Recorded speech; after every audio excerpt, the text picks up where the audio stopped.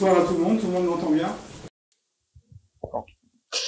Donc le transhumanisme, vous en avez tous entendu parler, mais on va essayer de voir la logique qui se cache derrière, puisque tout objet technologique a une logique. Si vous regardez par exemple l'obsolescence des objets programmés, le problème va peut-être se poser de l'obsolescence des hommes. C'est déjà le cas. Donc la technologie, elle contient un déploiement.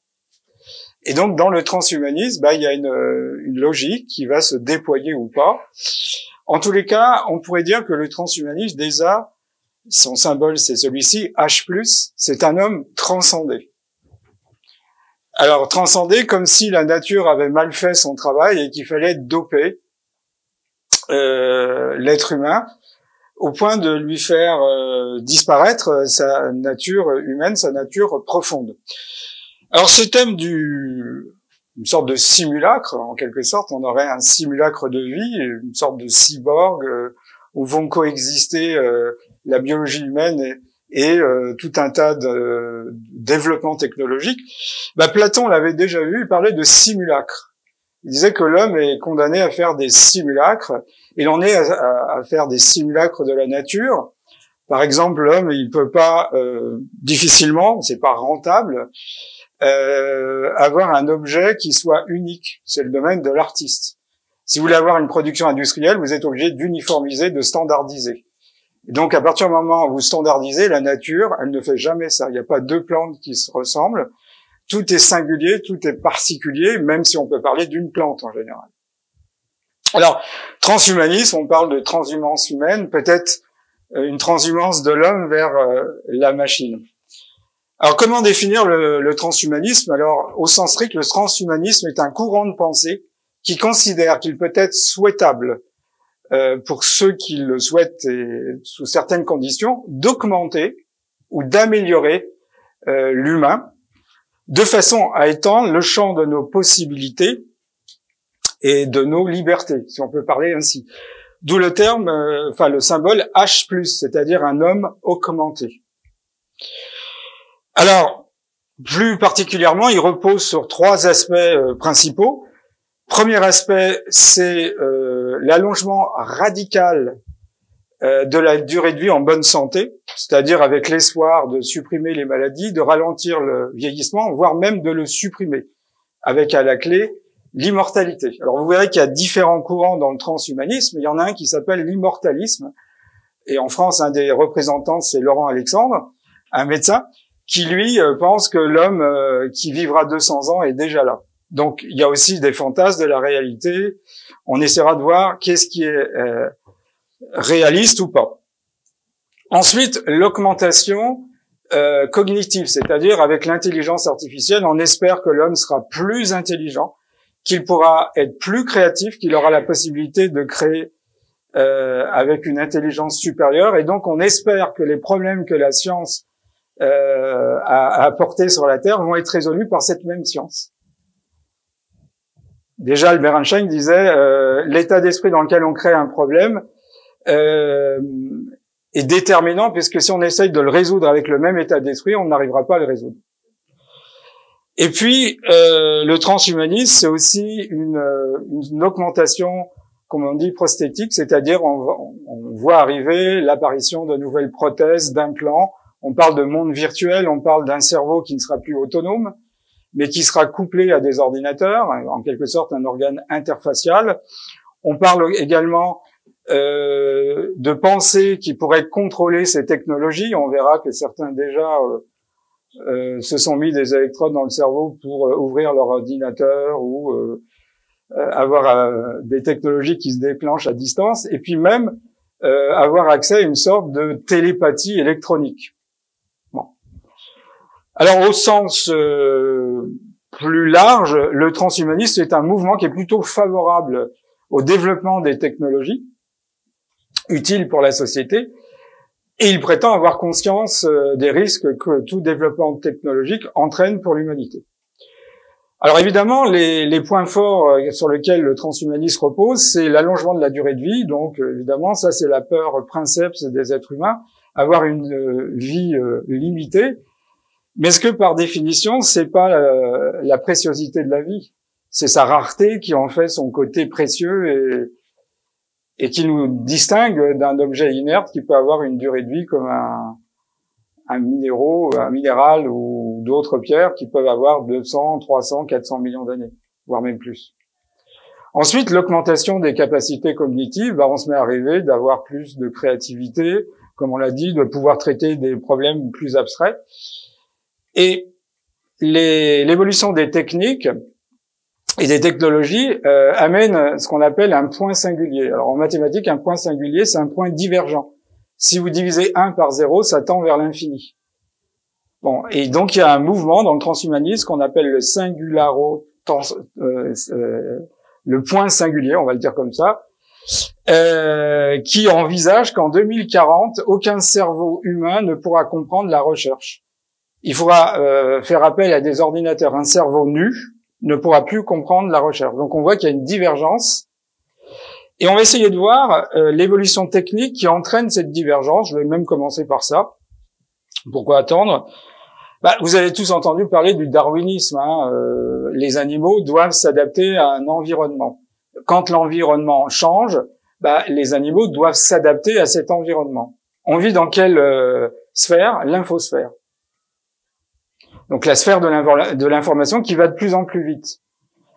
Alors l'évolution des ordinateurs, il y aura un saut, on va dire un saut quantique. Quand on va atteindre l'avènement des ordinateurs quantiques, où cette fois-ci, au lieu d'avoir un électron comme vecteur d'information, on aura la lumière. La lumière, elle se déplace à 300 000 km à la seconde.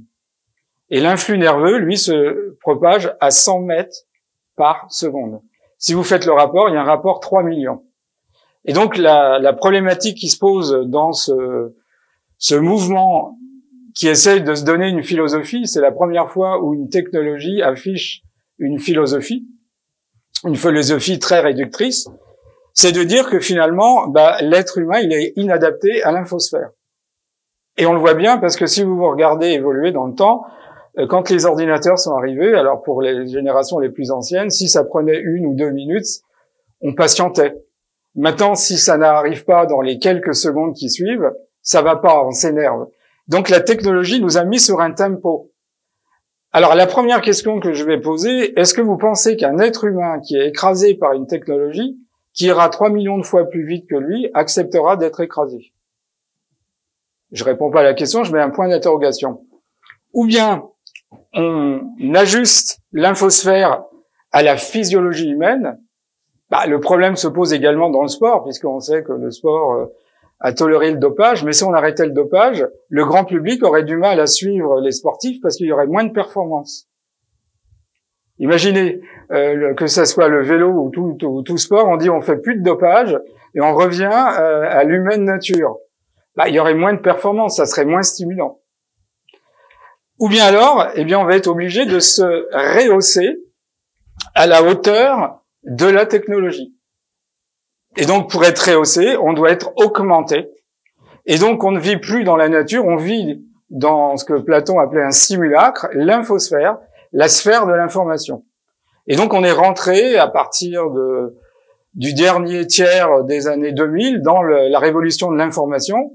Et assez rapidement vont arriver d'autres révolutions qu'on cache un peu au grand public, notamment la révolution 4.0, où le monde du travail va voir arriver les robots. Et donc les experts estiment que 30 à 40% des emplois vont disparaître. Alors par exemple, j'ai discuté avec un professeur de bioéthique à Lyon. On discute sérieusement de la pérennité des médecins généralistes. On peut très bien envisager un ordinateur qui a une grosse base de données, donc plus de mémoire qu'un médecin, qui est censé déjà en avoir une très grande. Et donc, vous serez chez vous, vous allez pianoter sur le logiciel, mettre vos symptômes. Il y aura un diagnostic qui apparaîtra avec un calcul de probabilité. Donc, on va aller plus loin. Pourquoi avoir des pharmaciens? On a des robots qui sont capables de remplacer les bibliothécaires. Ils scannent, ils peuvent ranger un livre de philosophie, pas dans un rayon de mathématiques ou un rayon de biologie. Donc, on peut très bien envisager qu'on n'aura plus vraiment besoin des pharmaciens. Et à la limite, vous appuyez sur un bouton et le soir, il y a un drone qui vient vous livrer le médicament. Donc, voilà. Donc, on en rigole, mais c'est la problématique qui se pose. Et sérieusement. Donc, vous imaginez, 30 à 40% des emplois risquent de disparaître. La France traîne les pieds, mais certains pays sont très en avance. Les États-Unis, évidemment, l'Allemagne, sont plus en avance que nous. Et puis ensuite, il y aura un deuxième volet de cette révolution, ça sera le transhumanisme, comme si il y avait une étape de coopérativité homme-robot, on va se sensibiliser au monde des robots, puis après, il y aura une deuxième étape, où il y aura une sorte de coexistence entre la nature humaine et la nature des robots. C'est de la prospective, je dis pas que ça va arriver comme ça, mais au moins y penser. Et donc, vous voyez bien que, à partir du moment où on est rentré dans l'information, elle est immatérielle. Donc, la matière freine le déplacement. C'est un principe d'inertie. Donc, l'information étant plus rapide que la matière, forcément, un individu qui est matériel et information, mais matériel, est dépassé par cette circulation d'informations foudroyante. Et vous voyez bien qu'il y a une logique là-dedans. C'est pas de l'idéologie, il y a une logique. C'est-à-dire, la problématique qui est posée, c'est est-ce qu'on sera adapté à une technologie qui va nous écraser? Est-ce que l'homme gardera son humaine nature? Est-ce qu'il restera un homme à la durée de vie limitée, à l'intelligence limitée, à la sensibilité, à son côté irrationnel? Ou au contraire, on aura des cerveaux bien formatés? Alors, le problème avait été déjà posé au moment où on a beaucoup parlé dans les années 80 de la transgénèse animale ou végétale, où certains généticiens rêvaient de sortes de logiciels comme une clé USB où on aurait tous l'Encyclopædia Universalis. Donc, il y aurait plus de différences culturelles, tout le monde aurait la même connaissance. Et vous voyez bien qu'on perd son individualité. C'est peut-être le plus grand danger qui est, plus encore que l'économie, qui est proposé à l'homme. Et vous verrez qu'il y a quelques gens brillants, notamment avant sa mort Stephen Hawking, qui avait dit, et il avait beaucoup insisté, qu'il fallait pas mettre le doigt dans le transhumanisme parce que ça entraînait peut-être la disparition de l'être humain. Donc si le mot d'ordre, chaque civilisation a un mot d'ordre, c'est la rapidité, c'est sûr que les technologies sont plus rapides que nous. Mais rapides pourquoi? Pour aller vers quoi?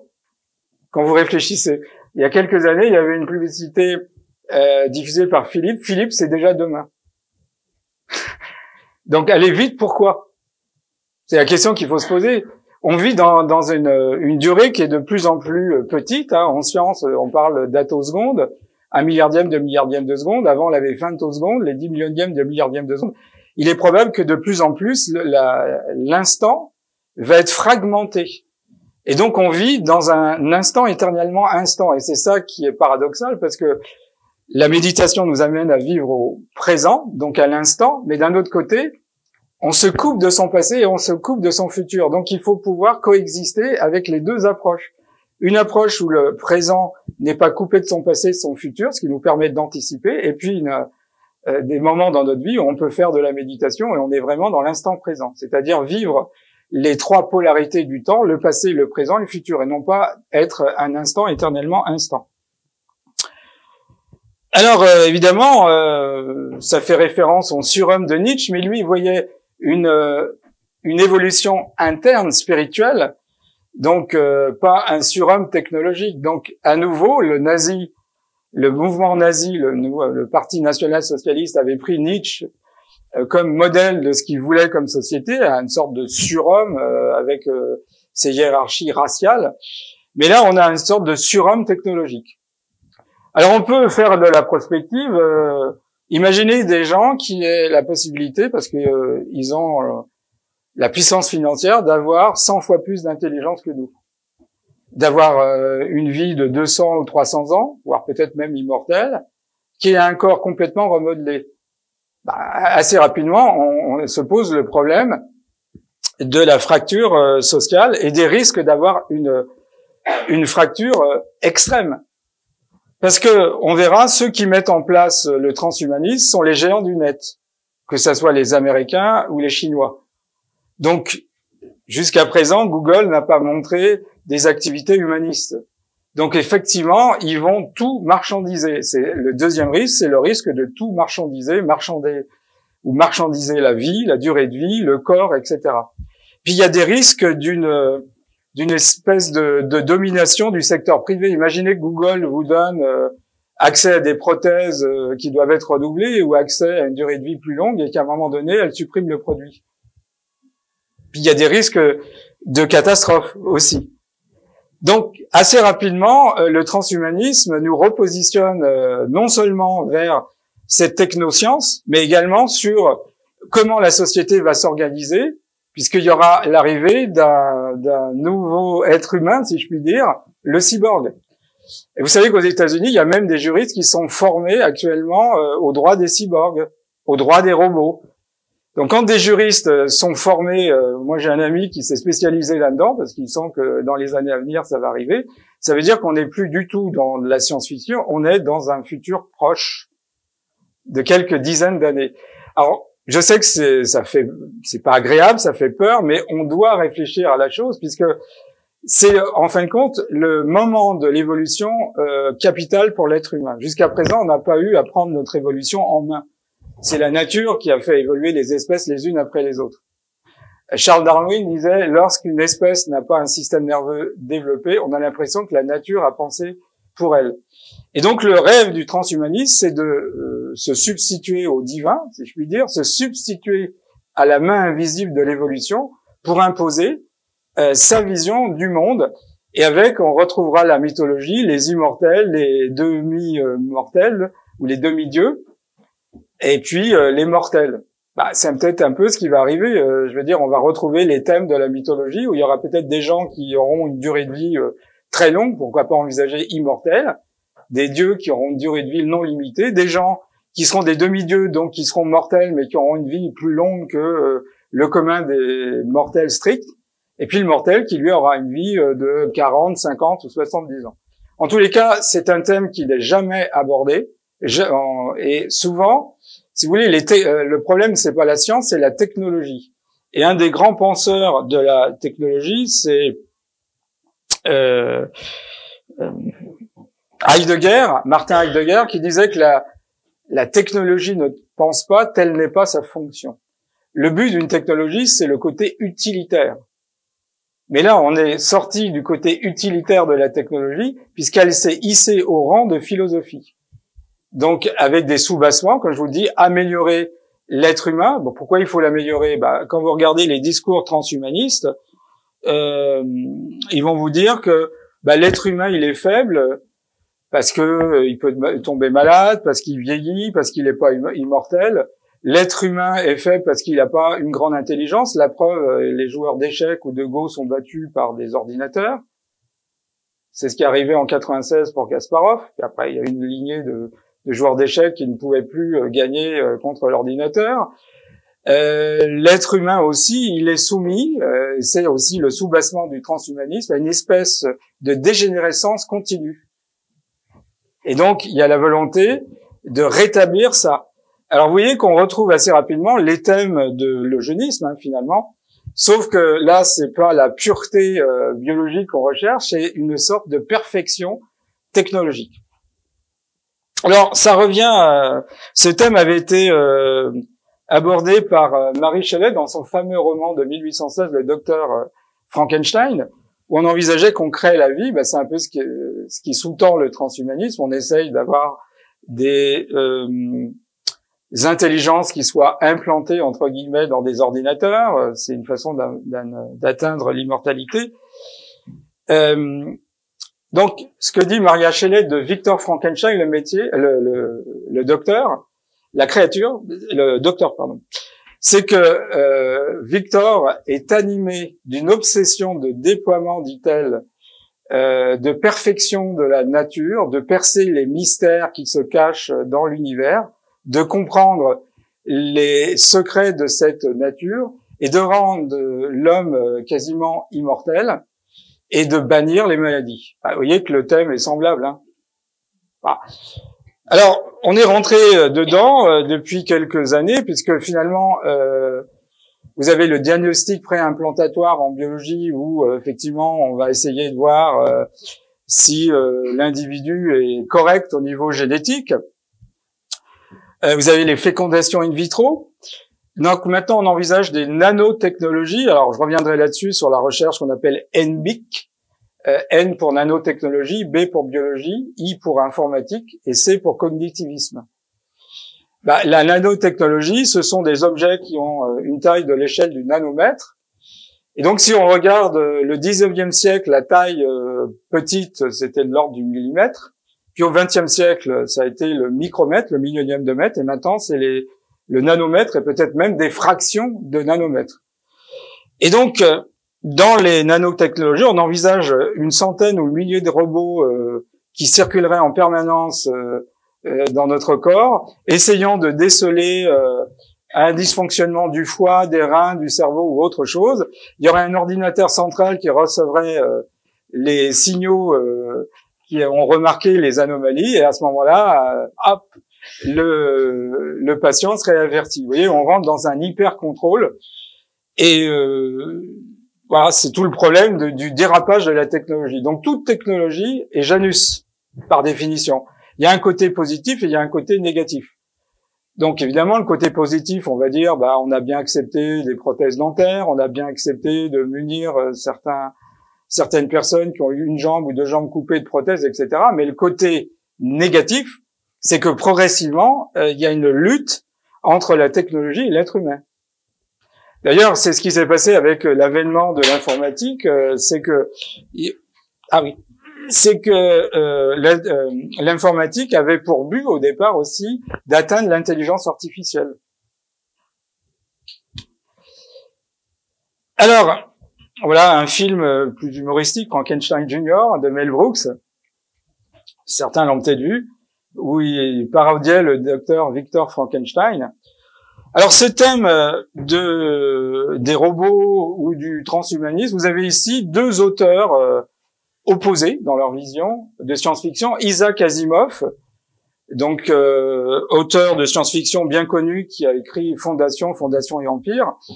Il était docteur en biochimie et donc il a développé ce qu'on appelle la hard science-fiction, c'est-à-dire on part de découvertes scientifiques, on essaye de voir ce que ça donne dans le futur.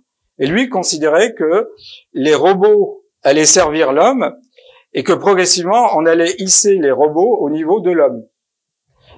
Et un autre auteur, Philippe K. Dick, lui considérait qu'on allait abaisser l'homme au rang de robot.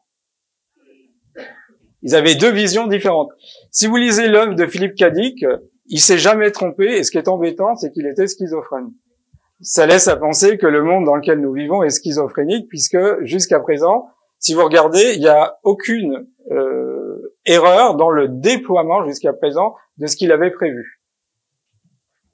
Donc, alors Isaac Asimov a même développé les fameuses lois de la robotique.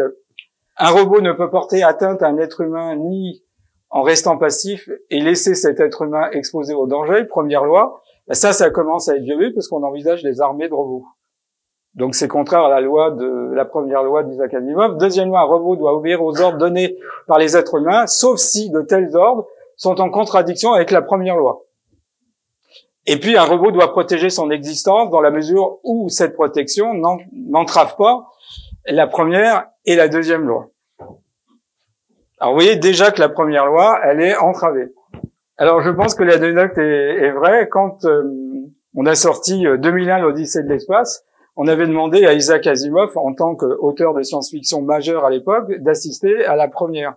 Il a hurlé à un moment donné, puisque l'ordinateur se retourne contre les cosmonautes de la fusée. L'ordinateur HAL, si vous décalez, ça fait IBM. Il a hurlé, c'est contraire aux lois de la robotique. Donc il a refusé d'assister à la suite du film. Alors vous avez aussi un autre auteur de science-fiction qui s'appelle Arthur C. Clarke, qui a eu l'idée des satellites, hein, c'est lui, il était ingénieur. Voilà ces trois lois, et c'est assez intéressant parce que sur la notion de limite, lorsqu'un savant distingué avec des temples gris, je dirais, vous dit qu'une chose est possible, il a presque toujours raison. Mais lorsqu'une chose est impossible, il a très probablement tort. Donc quand on dit qu'on n'arrivera pas à l'intelligence artificielle, est-ce qu'on est dans la première situation? Est-ce que c'est pas quelqu'un aux temples grises, à l'allure élégante et au grand savoir qui nous dit qu'une chose est impossible? Deuxième loi, la seule manière de découvrir les limites du possible, c'est de s'aventurer au-delà, dans l'impossible. Évidemment, si on reste dans sa zone de confort, ben on ne fait pas grand-chose. Et la troisième, une technologie suffisamment avancée est indiscernable de la magie. C'est ça le problème, c'est que les technologies qui vont arriver sont tellement en avance sur ce que l'être humain croit être possible qu'on va les considérer comme de la magie. Donc, vous voyez les thèmes, mettre une intelligence dans un ordinateur, ça nous paraît impossible, mais est-ce que effectivement on n'est pas dans cette première loi? Est-ce qu'on arrivera à mettre en point l'intelligence artificielle, etc., etc. Alors voilà la fiche du fameux livre. Alors pareil pour Ado Succès, évidemment il avait prévu le meilleur des mondes, et voilà ce qu'il disait. J'avais projeté ce monde nouveau à une distance de 6 siècles, et je me trouve assez terrifié de me rendre compte que beaucoup de mes prophéties se sont réalisées en une seule génération. Donc, parmi, j'allais dire les nouveautés, il y a l'utérus artificiel, ça existe, je veux dire, voilà, c'est le procédé, dans le roman, c'est le procédé Bokanovsky où on va oxygéner des gens de façon différentielle, donc il y aura les alphas et les bêtas qui seront plus ou moins oxygénés avec un cerveau plus ou moins grand. Et donc le meilleur des mondes nous montre, nous avertit de ce que la technologie pourrait donner, évidemment, à un monde entièrement technologisé. Et de même, George Orwell, à travers son fameux roman 1984, nous dépeint une sorte de Big Brother où tout est contrôlable. Or, effectivement, l'ordinateur, qui a permis le développement du libéralisme économique, en une seconde, vous pouvez avoir une somme qui peut passer jusqu'à 100 comptes, donc délocaliser et aller dans des paradis fiscaux. Lui aussi, il avait compris qu'il y avait une dimension incontournable dans le totalitarisme, c'est le contrôle. Et donc l'ordinateur, c'est la traçabilité, c'est le contrôle. Et donc évidemment, si effectivement vous avez des puces RFID, on va pouvoir vous contrôler. Donc là aussi, est-ce qu'on accepte un contrôle excessif et la technologie déborde de ce qu'elle peut nous apporter, ou on accepte cet hyper-contrôle? Alors, ce thème de l'homme-machine a existé. Vous avez ici, au XVIIIe siècle, de la Métrie qui envisageait les animaux comme des machines, ou René Descartes qui avait développé sa théorie des animaux-machines. Et quelqu'un a dit, de toute façon, si Descartes avait eu un chien, ça aurait changé beaucoup de choses. Alors, vous voyez bien que si on regarde un petit peu les 4 vagues de l'humanité, qui sont des vagues de révolution, la première vague qui apparaît, c'est la naissance de l'agriculture. Donc on ne cesse de la repousser, 10 000 ans avant Jésus-Christ. Deuxième vague, c'est la révolution industrielle, c'est à partir du XVIIIe siècle que, à partir des écrits d'un ingénieur français et physicien, Sadi Carnot, qui était le fils de Lazare Carnot, un général de Napoléon, il va avoir l'idée de transformer la chaleur en travail. Et il va se rendre compte que quand on veut transformer de la chaleur en travail, il y a une perte énorme, de l'ordre de, théoriquement, au moins 80%, et cette perte d'énergie dissipée, on l'appelle entropie. Et c'est le désordre. Alors comment vous expliquez ça? Ici, vous avez 2 compartiments, avec au milieu plein de petites billes rouges, de cercles rouges, qui sont des atomes à une certaine température. Vous voyez, ça s'agite, puisque plus la température est élevée, plus les atomes vont entrer en collision. Il arrive un moment donné où, effectivement, les atomes vont aller rejoindre le compartiment 2 vide. Au départ, il y avait une source très chaude, et là une source froide, et au bout d'un certain temps, les 2 sources deviennent égales en température, on atteint l'équité thermique. Et à ce moment-là, il n'y a plus rien qui se passe. Donc, l'équilibre d'un système est la mort d'un système. C'est intéressant. Le système est passé d'un état hétérogène à un état homogène. Qu'est-ce que c'est que la mondialisation si ce n'est l'uniformisation? Donc, il y a 2 éléments qui sont quand même discutables dans la vision de la mondialisation. C'est l'uniformisation et la perte de biodiversité. Je ferme la parenthèse. Et donc, l'entropie mesure le désordre. D'accord? Pourquoi le désordre? Parce que là, on sait que chacun des atomes est dans le premier compartiment. Mais comme on peut pas mettre un dossard sur chacun des atomes, on ne sait pas, à partir de la situation initiale, quel atome, initialement dans le premier compartiment, est resté dans le compartiment 1 ou a été dans le compartiment 2. Donc il y a une perte d'information. Et donc, si vous avez compris qu'il y a une perte d'information, ça veut dire qu'il y a une relation inversée entre le désordre et l'information. Et donc, si on avait un mot pour qualifier le monde occidental au niveau de l'économie, c'est que l'économie qu'on a développée est une économie anthropique. Elle crée ce qu'on appelle l'anthropocénie. On est rentré dans l'ère de l'anthropocène avec un E, alors que l'anthropocène avec un A, c'est l'arrivée de l'homme dans le vivant. Et donc, si on devait mesurer l'action du monde occidental par l'anthropocénie, on aurait une note sévère. Alors, la deuxième révolution concerne l'électricité. Donc, c'est un Lyonnais, André-Marie Ampère, qui va le premier vraiment étudier les charges électriques. Donc, on connaît au moins tous une loi simple, deux charges de même nature se repoussent, deux charges plus se repoussent, une charge plus et une charge moins s'attirent. Lorsqu'un courant circule, il crée un champ magnétique, et quand on déplace un champ magnétique, ça crée un courant induit. Voilà. Et avec ça, on va développer un monde qui a enchanté notre quotidien, la lumière, et tout un tas et Edison a été un des premiers, voilà, je vais pas parler de Tesla, mais enfin, ça a été un des grands architectes du monde de l'électricité. Et puis vont arriver une deuxième vague, c'est la vague de la mécanique quantique, où là, avec des microprocesseurs, des transistors, des diodes au départ, puis des transistors, et puis des semi-conducteurs, etc., on a pu avoir des ordinateurs qui fonctionnent, etc. Et tout ce qui s'est développé au cours des années 50, après les années 50, est directement lié aux découvertes de la physique quantique. Et puis arrivé l'informatique, donc le monde de l'information. Et donc on est rentré dans une troisième vague, qui est la vague de l'information. Et donc, cette vague de l'information, elle a deux aspects d'ailleurs. Il y a l'information en biologie et l'information au sens ordinateur du terme, ce qu'on appelle les sciences cognitives, et puis l'information au niveau neurosciences. Et donc on peut dire que celui qui est maître de l'information est maître du monde. Et bien d'accord, vous voyez l'influence que l'information informée, étymologique, informée, ça veut dire mettre en forme. Est-ce qu'on voilà. Alors Internet est un outil d'information, mais pas un outil de formation. C'est là toute l'ambiguïté d'Internet. C'est-à-dire que vous pouvez pas vous former jusqu'à un certain niveau. Vous êtes plus dans le domaine de l'information. Vous prenez connaissance de certaines choses, mais pas vraiment dans l'information.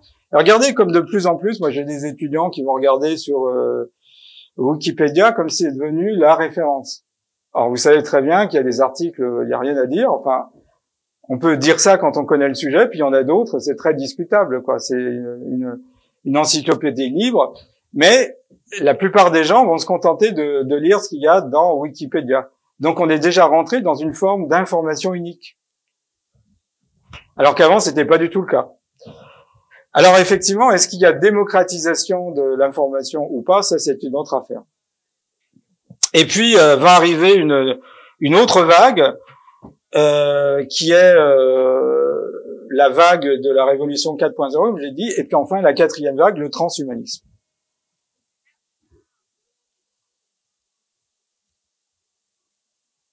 Alors Alan Turing a été il y a comme ça des hommes qui ont été essentiels au XXe siècle.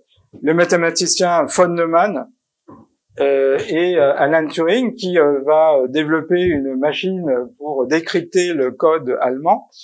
Et donc il va développer l'ordinateur, c'est assez intéressant symboliquement, pendant la guerre, pour décrypter des messages nazis dans les milieux militaires, avec pour objectif d'augmenter la capacité qu'ont des individus à déchiffrer. Vous savez que le décodage faisait partie des spécialités des gens qui faisaient des mathématiques. Et donc, déchiffrer un code qui peut être fait à base de nombres premiers ou autre. Ça nécessitait des gens logiques. Et souvent, on engageait des mathématiciens. Mais il y avait tellement de combinaisons que lui a dit, bon, on n'y arrivera jamais. Même si on met 10 mathématiciens qui travaillent jour et nuit, il faut pouvoir automatiser la chose. Et c'est comme ça qu'on a commencé à envisager des embryons d'ordinateurs. Et puis après, von Neumann, lui, a vraiment développé le monde de l'ordinateur. Alors, ce qui est toujours intéressant à voir, donc c'était un enfant prodige, hein, on dit qu'à l'âge de 6 ans, il avait déjà lu toute la bibliothèque de son père. Il maniait à l'âge de 10 ans 5 ou 6 langues.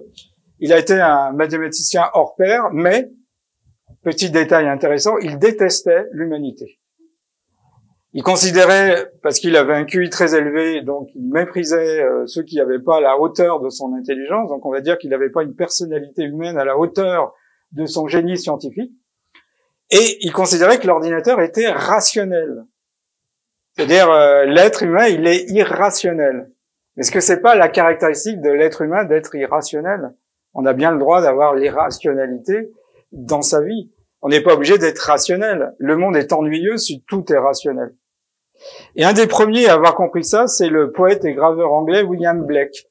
Au XVIIIe siècle, il a cette fulgurance. Il dit « Dieu nous protège du sommeil de Newton et de la pensée unique. » Alors, le sommeil de Newton, c'était à l'époque le triomphe de la mécanique. Donc, la mécanique, on considérait que tout était déterminable, déterminé. Et lui, il disait, moi, je préfère tomber amoureux sans le savoir. C'est, voilà, le mouvement romantique, c'est opposé à cette vision déterminée et déterministe. Ensuite, la pensée unique, mais il a compris que de toutes les disciplines, la calculabilité, le fait de pouvoir quantifier, allait amener la science à l'emporter sur d'autres disciplines, notamment la philosophie, qui n'avait pas la prétention de quantifier. Et donc, après, il y a eu tout un courant. Lord Kelvin dit, si vous pouvez mesurer ce dont vous parlez et l'exprimer en chiffres, vous savez de quoi vous parlez. Si vous êtes dans l'incapacité de pouvoir le faire, votre connaissance a peu de poids. Alors effectivement, l'ordinateur a cette capacité de quantifier. Il est l'être calculable par excellence. Et ça a permis à la science d'avancer, il faut bien le dire, hein, parce qu'avant, il y avait que les expérimentateurs. Après, il y a eu les théoriciens et les expérimentateurs. Et maintenant, il y a une troisième catégorie, ce sont les modélisateurs. Et donc, on peut modéliser des phénomènes physiques. Mais le prix à payer, comme toute technologie, Janus, c'est qu'on est rentré dans l'hyper-contrôle. Alors, les premiers ordinateurs étaient énormes. Hein. On a des photos où les informaticiens travaillaient en slip de bain. Mais voilà, ça dégageait des chaleurs pas possibles. Et puis après, progressivement, la physique de solide a fait des progrès, notamment en doublant tous les 18 mois la capacité de calcul, avec des petits tests de plus en plus. Et on arrive actuellement à la limite de cette loi. Enfin, on annonce toujours sa mort, mais elle est toujours là. C'est-à-dire, il arrivera à un moment donné, on pourra pas aller, puisqu'on double la capacité de calcul parce qu'on va vers la petitesse. Donc on peut graver plus et donc plus de composants sur une surface de plus en plus petite, donc une capacité de calcul de plus en plus importante. Il arrivera à un moment donné, on atteindra la limite de la circulation des électrons. L'électron, par définition, est matériel.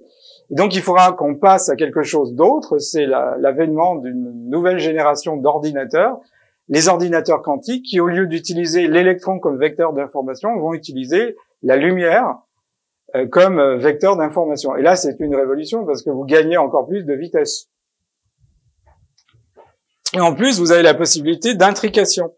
Ce sont des lois quantiques où quand deux objets ont été en contact, si vous les séparez, vous les mettez à des années-lumière l'un de l'autre, il y aura toujours une interaction aussi forte que quand ils sont proches. Donc, si vous avez, par exemple, deux particules éloignées, très éloignées, si vous modifiez, par exemple, l'orientation de la première, la deuxième va être modifiée. À la limite, qui nous pilote à ce moment-là? Si nous avons des composants, vous comprenez bien, électroniques, le problème se pose de l'intrication. Est-ce que vous allez penser ou vous allez être pensé? Alors, vous voyez, 50 ordinateurs avec câble, bobine, d'acier, tube à vide, donc voilà.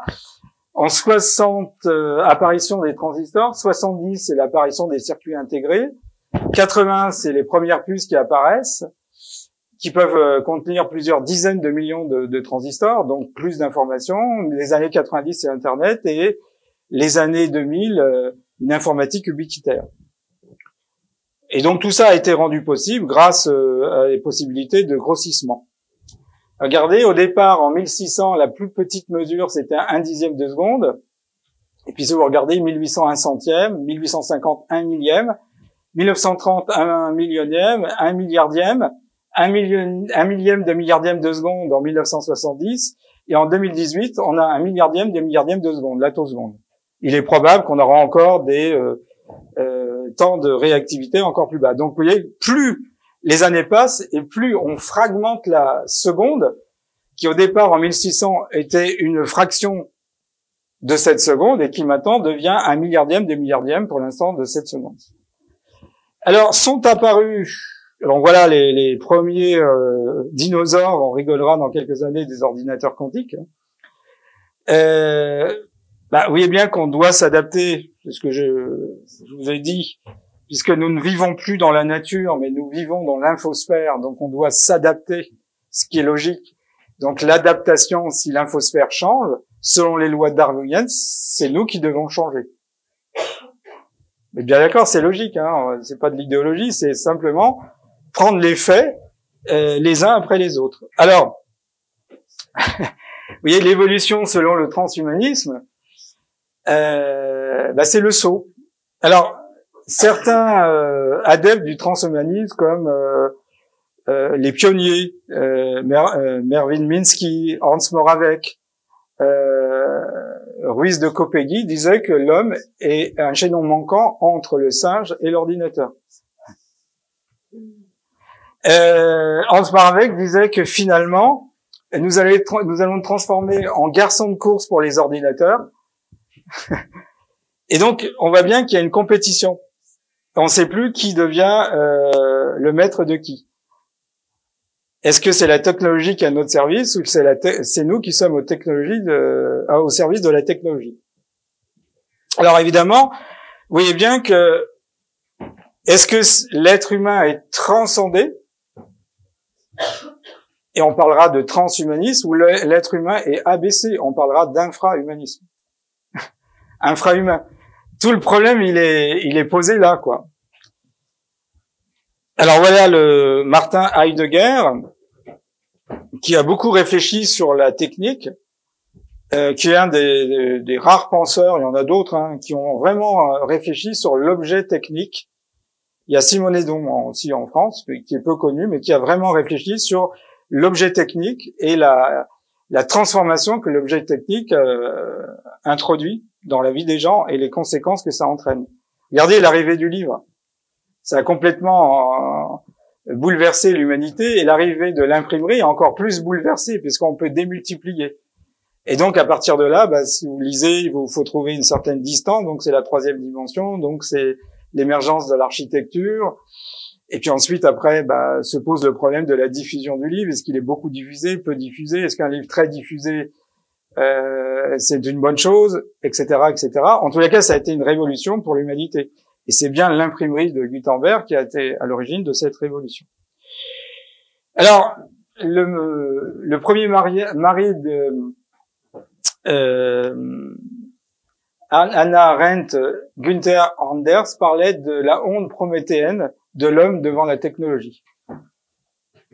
C'est-à-dire que la technologie nous surpasse, et donc c'est un thème qu'a étudié beaucoup un des grands oubliés de la psychanalyse, les pères fondateurs de la psychanalyse, Alfred Adler, qui lui considérait que l'homme face à la nature était dans un sentiment de fragilité, d'impuissance. Et il parlait soit de sentiment d'infériorité, soit de complexe d'infériorité. Alors, il y a une chose, oui, on fait de la psychanalyse culturelle. Il faut savoir que la chrétienté a triomphé en prenant appui sur le paganisme, puisque c'est les Romains qui ont donné à la chrétienté primitive un départ. Au départ, on le sait maintenant, le Christ a essayé de voir auprès des Juifs, ça n'a pas marché, donc il a pris appui sur les païens. Mais après, les valeurs païennes devenaient dérangeantes pour la chrétienté. En particulier, le culte de la nature, le culte des ours. Les ours ont été massacrés parce qu'ils étaient le symbole païen. J'ai participé à la rédaction d'un livre qui s'appelle « Sous la peau de l'ours », où justement on insiste beaucoup sur cette vision de l'ours qui était l'animal roi chez les païens et qui devient un animal déchu. Et Charlemagne a massacré les ours. On considérait que l'ours était diabolique parce que c'était une sorte de surhomme naturel. Et donc ça gênait. Donc et l'Occident est mal à l'aise vis-à-vis de la nature, qui l'écrase en quelque sorte, qu'il ne peut pas contrôler. Donc, il y a ça aussi, hein, l'humaine nature, elle n'est pas contrôlable. On voit bien, c'est très difficile de contrôler un être humain. Il peut changer, il est qualifié d'irrationnel, il vit, enfin, il a une psychologie qui est propre, hein, qui fait à la fois sa force et sa faiblesse, mais c'est la nature humaine, l'humaine nature, comme on dit. Mais avec un monde entièrement calculable, contrôlable, avec la volonté de tout contrôler, la nature n'est pas contrôlable. Et donc, il y a un sentiment de fragilité, une honte prométhéenne ou un complexe d'infériorité. En tous les cas, l'Occident vis-à-vis de la nature a toujours été ambigu, vous en conviendrez. Il n'a pas établi avec la nature une relation de symbiose, il a établi avec la nature une relation de compétition, voire de force. Et donc, on fait dire à Descartes ce qu'il a suggéré, être comme maître et possesseur de la nature. Mais c'est ça, hein, voilà. Donc, avoir une nature entièrement redesignée, contrôlée par le transhumanisme, ça serait plus confortable pour l'esprit occidental. Parce que ça serait une nature domestiquée. Voilà. Sage. Alors, Julian Huxley, qui était le frère d'Aldous Huxley, donc lui a été à l'origine en 1957 du terme de transhumanisme. Il disait que c'est la qualité, non la quantité dont il faut se soucier, et par conséquent, il fallait des mesures politiques pour empêcher que l'évolution des masses humaines ne vienne compromettre le développement de l'humanité dans le sens du meilleur des mondes. Donc le débat est toujours posé. Il a été très actif à l'ONU et à l'UNESCO, et donc c'est déjà sous-tendu. Alors on est en train de découvrir quelque chose qui est très intéressant, donc c'est le début. Il y a dans le cerveau une région qui s'appelle le striatum et qui n'est pas contrôlée, et cette région nous amène à vouloir de plus en plus contrôler, étendre, parce qu'on a reçu ça comme éducation. Et donc, on se demande si l'être humain pourrait décélérer, puisque son striatum est récompensé par plus de contrôle, plus d'extension, etc., etc. Et on s'aperçoit que les femmes, au niveau de leur éducation, ont moins cet esprit compétiteur, et encore moins les sociétés traditionnelles. Et leur striatum est beaucoup plus adapté à un monde de réciprocité ou d'échange. Donc la compétition, c'est culturel, mais au bout d'un moment, ça s'inscrit.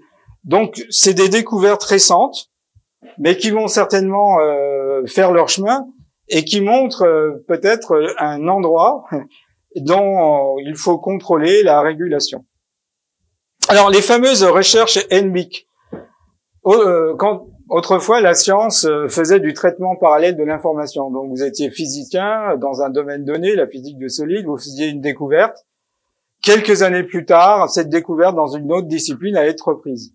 Là, ces trois champs disciplinaires, avec leurs disciplines et leurs sous-disciplines, N pour nanotechnologie, B pour biologie, I pour informatique et C pour cognitivisme, avancent ultra rapidement. C'est un développement exponentiel parce que si les nanotechnologies découvrent quelque chose, la biologie, l'informatique et les sciences cognitivistes l'appliquent immédiatement. Donc ça va extrêmement vite, parce que c'est un champ disciplinaire qui s'est, entre guillemets, mis en synergie. Donc ça va extrêmement rapidement. Donc la recherche in big n'a rien à voir avec la progression qu'on observait autrefois. Parce qu'il y a une vraie coopérativité, et les problématiques sont posées ensemble, et ensuite chacun, dans son domaine, essaye de les résoudre. Donc ça va extrêmement rapidement. Alors vous avez les géants du net, alors le GAFAM, dont on parle beaucoup dans le monde occidental, G pour Google, A pour Apple, Amazon, Facebook, Microsoft. Voilà, il y a 2 fois Amazon. C'est Apple, hein, je l'ai mis 2 fois. Alors vous avez également en compétition Natou, qui est anglo-saxon, N pour Netflix, la fameuse chaîne qui diffuse des séries, Airbnb, Tesla et Uber, le fameux taxi Uber, qui sont également en compétition pour développer le transhumanisme. Et puis il y a les géants chinois, Baidu, Alibaba, Tencent et Xiaomi. Xiaomi propose l'équivalent des ordinateurs Apple, donc ils font quand même, si je me souviens bien, c'est 12,5 milliards d'euros de bénéfices. Baidu, c'est une plateforme financière, ils vendent, mais aussi il y a des conseils économiques, ils font à peu près 10 milliards de dollars ou d'euros de bénéfices. Alibaba, qui est une plateforme financière et de marchandage, fait aussi un bénéfice confortable, c'est à peu près 15 milliards de dollars. Et Tencent fait également des bénéfices. Alors Baidu, il est présent dans le net, c'est l'équivalent de Facebook, Google ou YouTube. Et donc en Chine, vous avez des millions et des millions d'utilisateurs. Donc ces géants du net ont pour objectif d'installer ce qui est leur propre angoisse. Par exemple, la peur de vieillir. C'est bien vieillir, disait Jean Marais, ça prouve qu'on n'est pas mort jeune. Eh oui. La peur de la mort, voilà. Ils ont le sentiment de vouloir dominer les autres, donc effectivement avoir un cerveau plus grand. On est bien obligé à un moment donné de regarder les soubassements d'une technologie qui s'est hissée au rang de philosophie. Philosophie prédatrice et dominatrice. Alors, toute l'aventure des nanotechnologies a été possible grâce à cette invention géniale qu'on appelle le microscope à effet tunnel, qui a permis non pas de voir les atomes, mais de pouvoir voir indirectement le profil des atomes. Et à partir de là, les nanotechnologies ont pu se développer. Non seulement on pouvait voir des densités électroniques qui nous ramenaient aux atomes, mais on pouvait les déplacer. Donc IBM a gravé sur des surfaces ridiculement petites leurs sigles. Et à partir de là, ça a été extrêmement rapide. Alors là, pour la petite anecdote, Gerbinig, interrogé à l'époque par le journaliste Patrick Poivre d'Arvor, le journaliste lui demande comment il avait eu cette idée géniale. Silence d'à peu près quelques secondes de Gerbinig et il répond parce que je n'y connaissais rien. C'est-à-dire il avait l'esprit sans a priori, mais il avait une formation de physicien et parce qu'il n'y connaissait rien, il a pu faire cette découverte. Il s'est pas auto-censuré. Sinon à l'époque, on allait voir les spécialistes, on disait mais non, on a déjà essayé en 75, ça n'a pas marché, etc. Donc souvent, les gens qui vont innover sont des gens qui viennent d'un champ disciplinaire différent. Et donc, quand vous avez 2 disciplines qui vont se rencontrer, il y a une fécondité, il y a une espèce de créativité par interaction. C'est des propriétés émergentes pour la matière, mais également une créativité émergente. Et donc, il a mis ça au point avec Heinrich Roher. Après, il y a eu d'autres évolutions du microscope à effet tunnel. Mais en tous les cas, ça a été quelque chose de fondamental. Et donc, vous avez ici la structure du carbone, des nanocarbones, et à partir de là, on est rentré dans toute une technologie. Actuellement, dans la plupart des frigidaires que vous achetez, il y a des nanotechnologies bactéricides à base d'argent. Donc, il y a de la nanotechnologie partout. Et la nanotechnologie, elle est liée aux autres recherches BIC. Donc, si vous avez des nanoparticules ou des nano-objets sur vous, vous devenez un objet interfacial. Alors, Évidemment, la biologie a fait d'énormes prouesses, les cellules souches.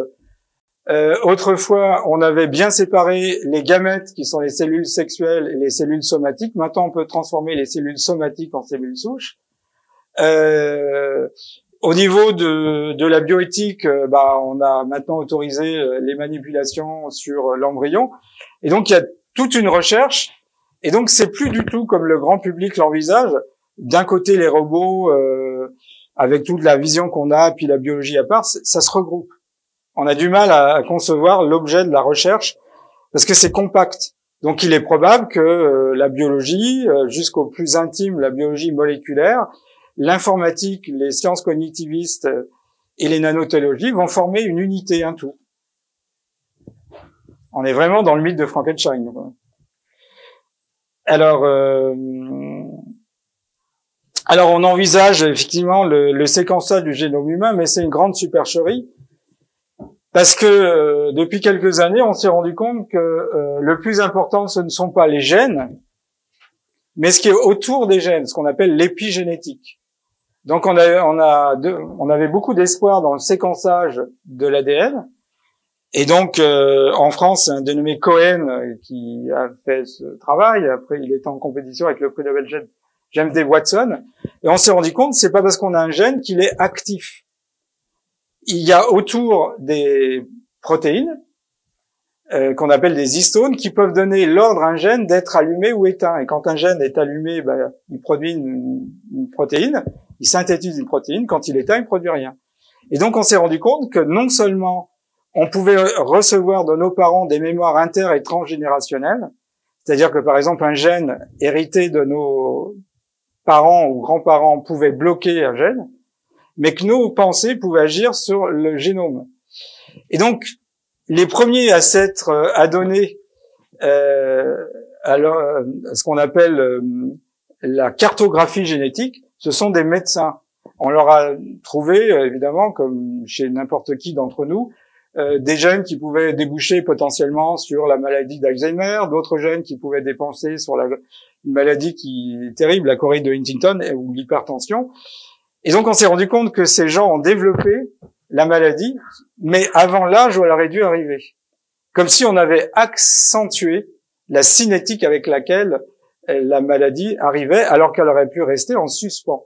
Et donc vous verrez, ça c'est une prospective facile à faire, qu'il va y avoir une compétition entre ceux qui vont proposer le séquençage du génome humain et qui vont vous proposer des médicaments à vie, et puis ceux qui vont vous proposer l'épigénétique, c'est-à-dire essayer de libérer vos gènes. Il va y avoir une compétition. Alors, il faut savoir que l'ADN, si on l'étend linéairement, elle fait 2 mètres de long et elle doit rentrer dans une cellule qui est 1 million de fois plus petite qu'elle. Comment elle y arrive? En faisant un numéro d'hypercontorsionnisme. Elle s'enroule sur elle-même et comme la ficelle qui s'enroule autour d'un cylindre de carton creux, elle va s'enrouler sur ces protéines qui sont déterminants puisque les histones nous proposent, ou ces protéines, et le gène dispose. Donc on a des tas d'expériences. Par exemple, on a donné il y a des souris qui sont diabétiques parce qu'ils ont un gène qui les rend obèses. On appelle ce gène le gène agouti. Et donc elles sont très voraces. Et donc si on donne à ces souris adultes de la vitamine B12, de l'acide folique, par exemple, et puis de l'homocystéine, 3 substances, eh bien, le gène qui les rendait obèses, elles ont une taille 3 fois supérieure à la taille d'une souris normale, est fermé. Donc elles redeviennent normales. Bon, on va dire c'est le triomphe de la nutrition, la nutrithérapie. Mais ce qui est intéressant, c'est que ces souris adultes, si elles se reproduisent, leurs descendants n'ont pas besoin de recevoir de la vitamine B12, de l'acide folique et de l'homocystéine. L'information est passée des adultes qui ont été mis sous supplémentation alimentaire vis-à-vis des descendants. Donc on a donné l'ordre à l'histone de fermer le gène responsable d'une conduite alimentaire qui les rendait obèses.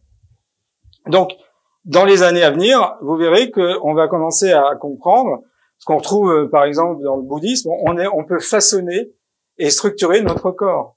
Et ça, on n'envisageait pas qu'on puisse agir jusqu'au cœur de notre ADN, quoi, au niveau des gènes. Alors c'est le débat est relancé, mais vous voyez qu'on est loin de la vision qu'ont le GAFAM, Netou ou d'autres choses. J'en profite pour dire que la transgénèse animale et végétale n'est pas une technologie contrôlée. On met de l'ADN sur une bille de tungstène, on fait la charge et la décharge d'un condensateur et on force avec la bille qui est entourée d'ADN la membrane cellulaire et on va introduire un génome étranger dans le génome d'accueil. Mais on ne sait pas où il s'insère. Or, il y a un ordre dans les gènes.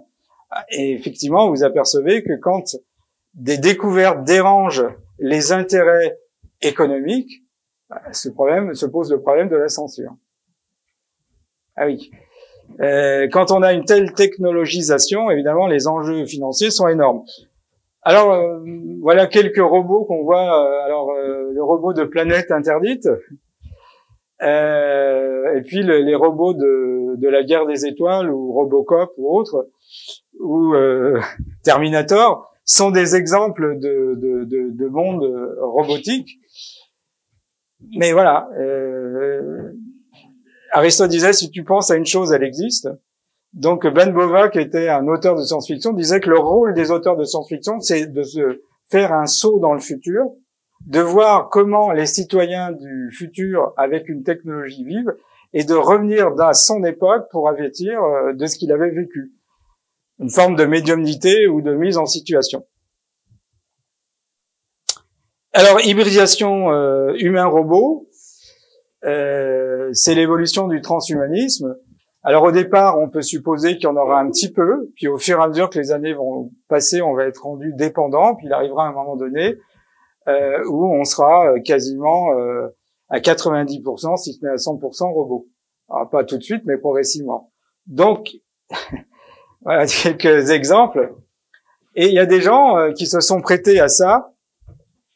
Alors on a déjà, par exemple, le Japon est très impliqué dans les robots, et on s'est rendu compte que alors, voilà des bébés, où est le vrai, où est le faux, on commence à le voir au niveau des yeux, mais dans quelques années on aura du mal.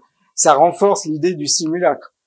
Et il y a des tas de thèmes de science-fiction ou de films qui évoquent ça. Alors le robot, quand il écoute une personne, il est capable de capter les mots clés, et il est capable dans le quotidien de lui dire ces mots. Donc c'est le compagnon idéal pour les Japonais. Voilà. Et donc il y a une espèce de miroir qui est fait à celui qui aura un robot, parce que c'est le compagnon idéal, c'est une sorte de double profilé. Et pour les bébés c'est pareil. Donc on commence à introduire de l'affect, de l'émotion dans un monde froid, le monde froid des robots. Voilà, vous voyez la couverture de Science il y a quelques années, vous avez un Japonais, un chercheur en robotique, hein, et son robot. Alors voilà quelques, comment dirais-je, les précurseurs. Marvin Minsky, qui lui considérait que l'être humain était une erreur. C'était un professeur en sciences cognitives et en robotique. Il a formé beaucoup d'élèves. Hans Moravec a été un de ses élèves. C'est lui qui disait que finalement l'être humain sera un chaînon manquant entre le singe et l'ordinateur. Donc pour eux, ils ont publié dans des bonnes revues, ils ont eu des bons éditeurs, mais c'est comme une haine de l'humain. Pour eux, l'humain est une erreur. Évidemment, eux qui vivent dans un monde, je dirais pas platonicien, mais de calculabilité, de déterminisme, où tout est rationalisé, mais ennuyeux. Comme disait William Blake, Dieu me protège du sommeil de Newton et de la pensée unique.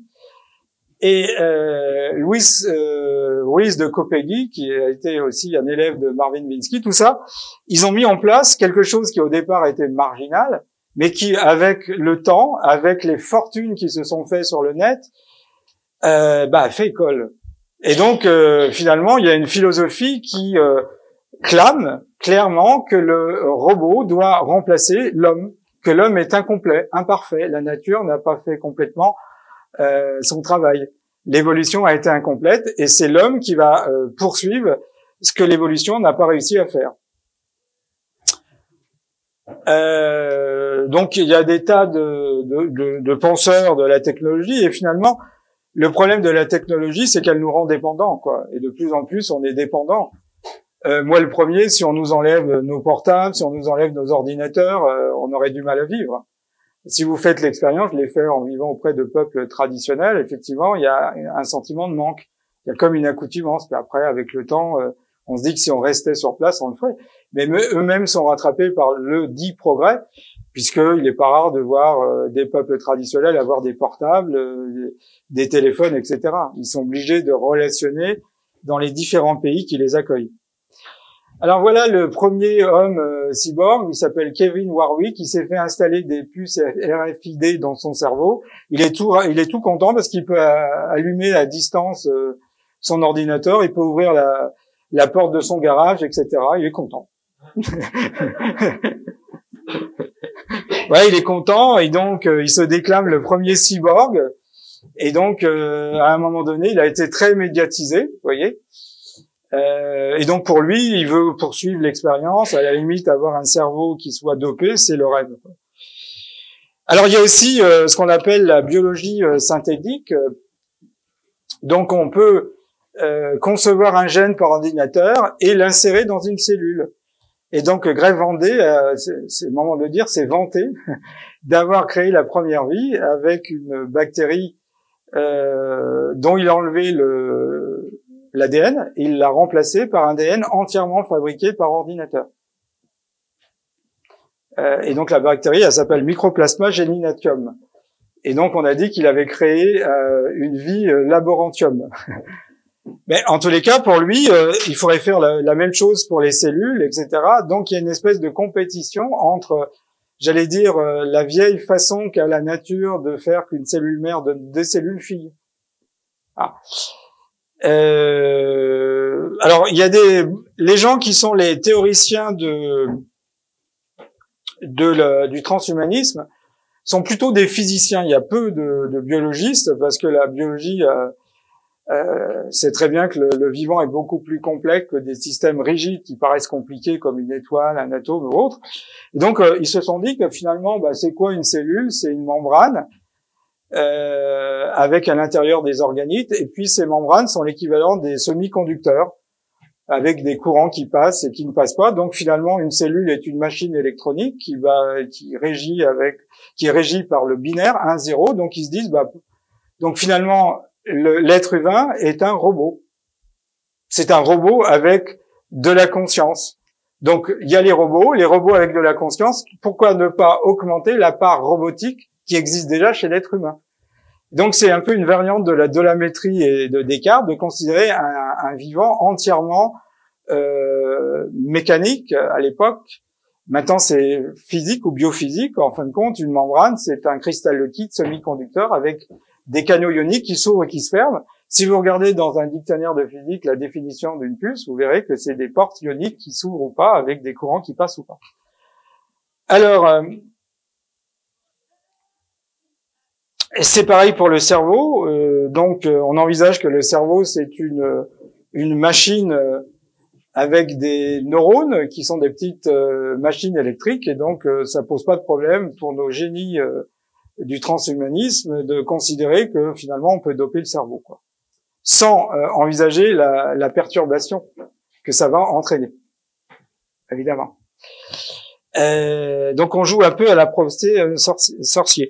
Alors Ray Kurzweil, alors c'est un homme intéressant, il dirige la recherche transhumaniste chez Google, et il prend chaque jour 100 pilules, ce qui représente à peu près $1000 par jour pour limiter le vieillissement. Et Ray Kurzweil, lui, a été à l'origine de ce qu'on appelle la théorie de la singularité. Pour lui, en 2040, l'être humain tel qu'on l'a connu et un être humain augmenté divergent. Il y aura donc deux continents, comme la dérive des continents. Alors, ce monsieur qui s'appelle Max More est à l'origine de l'extropianisme. C'est la capacité qu'a le transhumanisme de limiter l'entropie, le désordre du monde industriel. Ah. Et donc, chacun y va de son chapelet pour donner au transhumanisme des fonctions qui permettraient de corriger les dérégulations que notre société connaît. Alors, Max More a défini lui-même le transhumanisme en disant que c'est, en quelque sorte, la promotion, le transhumanisme, de l'amélioration de la nature humaine par les technologies du vivant qui permettent d'éliminer purement et simplement le vieillissement et d'augmenter les capacités cognitives, physiques et psychologiques. Donc, c'est donné. Alors, voilà quelques points de l'estroprianisme. Pour eux, ils font référence à Condorcet. On n'arrête pas le progrès, le progrès continue. Donc, pour eux, ils sont très optimistes dans le sens où tous les problèmes que nous avons vont être résolus par le transhumanisme, avec évidemment à la clé des transformations de soi qui vont entraîner une augmentation cognitive, plus de capacité d'analyse, etc. Des technologies réellement intelligentes et non pas des technologies telles qu'on les a connues, des sociétés ouvertes, une auto-orientation, c'est-à-dire c'est l'homme qui pour la première fois va être à l'origine de sa propre destinée et non plus comme autrefois où c'était l'évolution qui jouait le rôle de la main invisible, et puis plus de pensée évidemment rationnelle, même hyper rationnelle, donc un homme en tout point amélioré. Alors voilà Greg Vendée, qui lui a été le premier homme à fabriquer la vie en éprouvette, comme le docteur Frankenstein. Et alors ce monsieur assez dangereux s'appelle George MacDonald Church. Lui, il propose de créer, grâce à la biologie synthétique, une machine à reproduire l'évolution. Donc il dit, on va créer des espèces, puis on va les lâcher dans la nature, on verra bien ce que ça donnera. Donc on peut envisager des lapins hyper voraces ou des choses comme ça, comme s'ils s'amusaient, c'est la loloterie de l'évolution, à créer, comme il y a eu des dinosaures, etc. Puis après, une fois qu'on l'a créé, on le lâche dehors. Alors jamais, ô combien jamais, le transhumaniste illustre la pensée de Rabelais, science sans conscience n'est que ruine de l'âme. Alors, Laurent Alexandre est en France le grand représentant du transhumanisme. Il annonce que finalement, l'homme qui vivra 200 ans est déjà là, et il dit faire l'amour comme on le faisait autrefois, ou faire l'amour avec une partenaire virtuelle dans un lit imaginaire, c'est la même chose. Donc pour lui, on doit utiliser tous ces moyens pour simuler, être dans un simulacre de vie, parce que effectivement, voilà. Alors Luc Ferry s'est opposé au transhumanisme, il a été assez fort. Alors il a dit que c'était l'ubérisation de la société, et d'une certaine façon, c'est l'aboutissement du libéralisme économique, puisqu'on fait tout, on fait de l'argent sur tout. Ça, déjà, Karl Marx l'avait prévu. On pourra bientôt vendre la vie. On peut très bien envisager que quand un couple aura un enfant, on lui proposera de vivre un nombre limité ou un nombre plus important d'années. Il faudra payer. Donc on vendra tout, y compris la durée de vie. Et donc on est dans une marchandisation du corps et une marchandisation du vivant. Donc il suffit de regarder, est-ce que Google est connu pour son action humaniste? Comment il traite ceux qui travaillent chez eux? Est-ce que si vous n'avez pas assez d'argent, il va pouvoir vous livrer le livre que vous avez décidé d'acheter? Non. Donc je vois pas pourquoi subitement ces géants du net s'avéreraient extrêmement généreux. Comme ça n'a pas été le cas pour la transgénèse animale et végétale. Je vous rappelle qu'au départ, dans la transgénèse végétale, on avait envisagé pour les pays du tiers-monde, comme on dit, émergents, en voie de développement, un blé dopé en vitamine A, ce qu'on appelait le blé doré, qui devait résoudre les problèmes de cécité en Afrique du fait de la sous-alimentation. On l'a jamais vu. Ça a permis d'exclure des paysans indiens de leur terrain qu'ils l'ont perdu. Ça a permis d'avoir une mainmise, et beaucoup de paysans maintenant louent leur terrain, puisque vous avez le terme vient de Greenpeace, le gène terminator, qui empêche une graine de pouvoir être plantée. Donc on voit bien qu'on a breveté le vivant, et on a même parfois empêché des peuples traditionnels d'utiliser leurs plantes parce qu'elles avaient été brevetées. Bah, on est à un temps de marchandisation. Alors en France, Jacques Cessard, qui a été à l'origine du bébé aux prouvettes, avec le docteur Friedman, s'est beaucoup opposé. D'ailleurs, il y a une erreur. Hein, il est encore vivant, hein, le malheureux. Je l'ai déjà enterré. Il est né en 39, mais il est pas mort en 82. Donc, Jacques Testard s'oppose au transhumanisme avec beaucoup de bon sens d'ailleurs. Et Stephen Hawking, bon, qu'on ne présente plus, vous voyez, c'est assez intéressant parce qu'il était atteint d'une sclérose latérale amyotrophique dont la durée de vie est à peu près 2 à 3 ans, maximum 5 ans. Il a développé ça à l'âge de 21 ans et il est mort en 2018. Donc il a eu, si vous calculez, un rallongement de durée de vie parce qu'il avait une puissance cérébrale. Il n'a fait dans les dernières conférences qu'il a données que d'avertir l'humanité que mettre le doigt dans le transhumanisme allait être dangereux puisque c'est tout simplement la nature humaine qui risque de disparaître telle qu'on l'a connue. Alors, le manifeste du transhumanisme a été écrit en 99. Donc, premier point, l'humanité va être radicalement transformée par la technologie. C'est dit, c'est annoncé. Des recherches méthodiques doivent être menées pour comprendre ces changements. L'ouverture vers de nouvelles technologies est ouverte, il n'y a pas de limite. Ça, on est dans le mythe de la recherche dans toutes azimuts et sans limite, ce qui est contraire aux lois de bioéthique, hein, principe de précaution. Droit moral pour se changer, on doit avoir un droit moral d'avoir accès au transhumanisme, hein, c'est les libertariens qui développent ça. Planifier l'avenir et éviter la technophobie, évidemment ceux qui sont contre ça sont des réactionnaires. Moi je suis pas contre le progrès et la technologie, je suis moi-même un scientifique, je suis pour une science et une technologie raisonnée et raisonnable et qui ne marchandise pas le monde, c'est complètement différent, je me sens pas réactionnaire. L'existence de forums de discussion, oui, mais enfin c'est complètement biaisé parce que l'écart entre ce que les gens savent et ce qu'on discute et aborde, voilà, c'est comme les forums citoyens, on parlait de la transgénèse animale et végétale alors que les gens n'avaient pas la formation, c'est pas possible. Le transhumanisme est un humanisme moderne.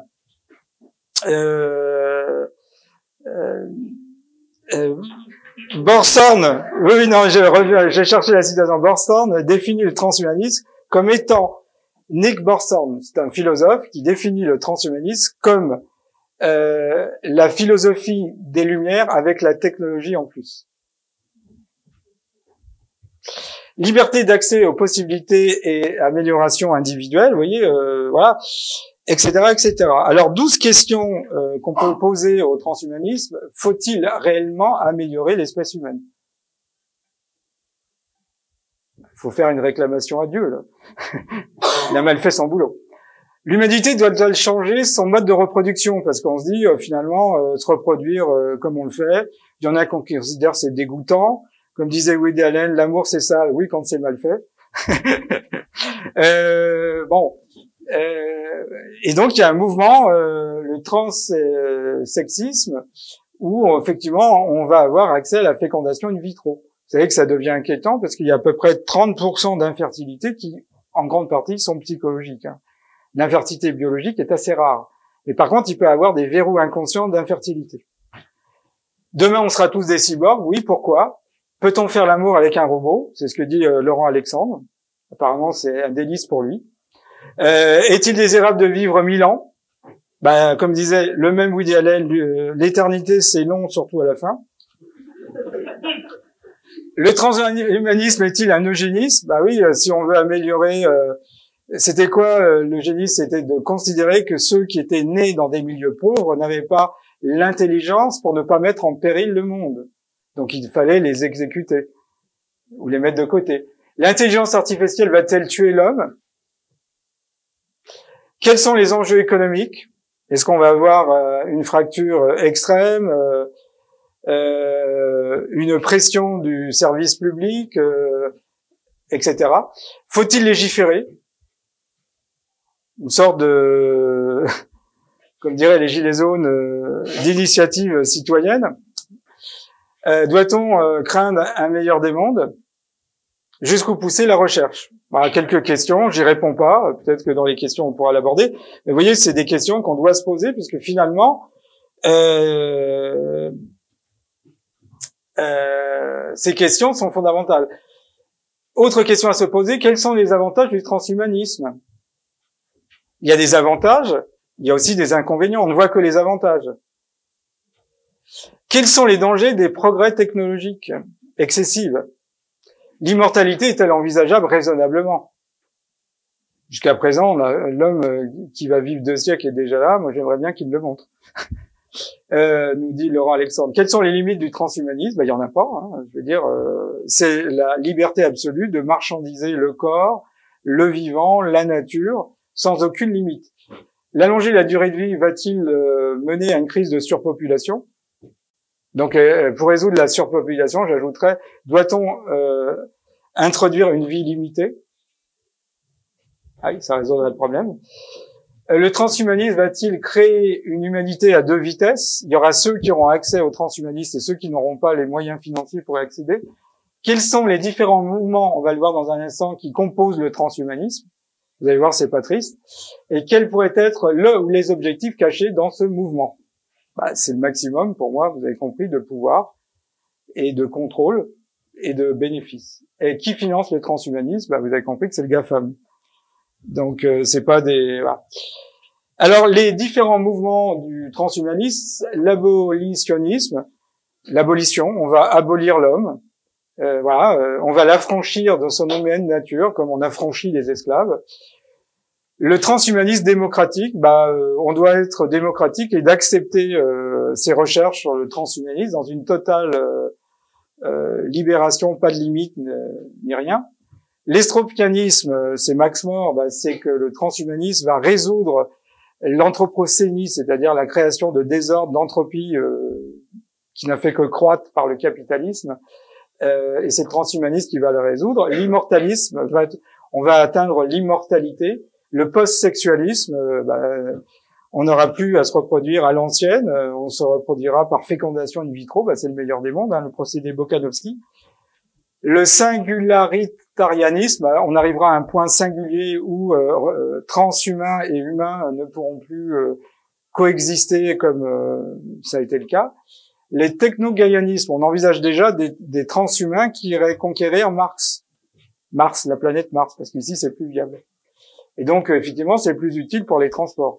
Donc on insérerait dans des robots des intelligences humaines qui auraient beaucoup plus de résistance pour aller conquérir des espaces extrêmes. Le transbiologisme, on pourra changer tous les organes. À la limite, si on fait en sorte que chaque organe devient un organe cyborg, on pourra changer des puces et des transistors. Et enfin, le transhumanisme libertarien, au nom de la liberté, on ne peut pas empêcher la recherche sur le transhumanisme. Toute personne qui s'opposerait à une recherche sur le transhumanisme est le contraire d'un libertarien, c'est-à-dire un fasciste. Oui. Alors, on va terminer par cette citation d'Octavio Paz, le prix Nobel de littérature, qui disait « L'homme moderne a la prétention de penser les yeux ouverts. Mais cette pensée éveillée nous a conduits dans les corridors d'un couloir sinueux où les miroirs de la raison ont multiplié les chambres de torture. En s'en rendant compte, on sortira peut-être de ce rêve et on prendra conscience que les rêves de la raison sont des véritables cauchemars. Peut-être recommencerons-nous à rêver les yeux fermés. »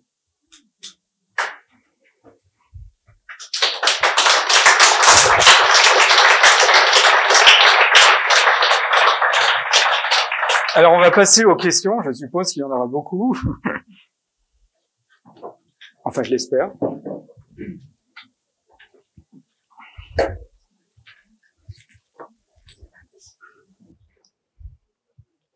Alors, voici le micro pour ceux qui voudraient poser une question.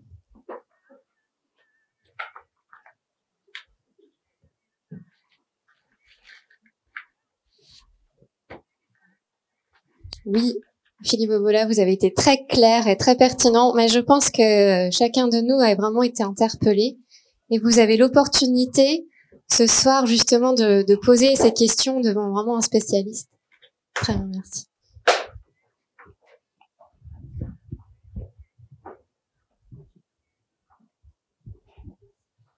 Bonsoir, merci beaucoup pour cette conférence super intéressante.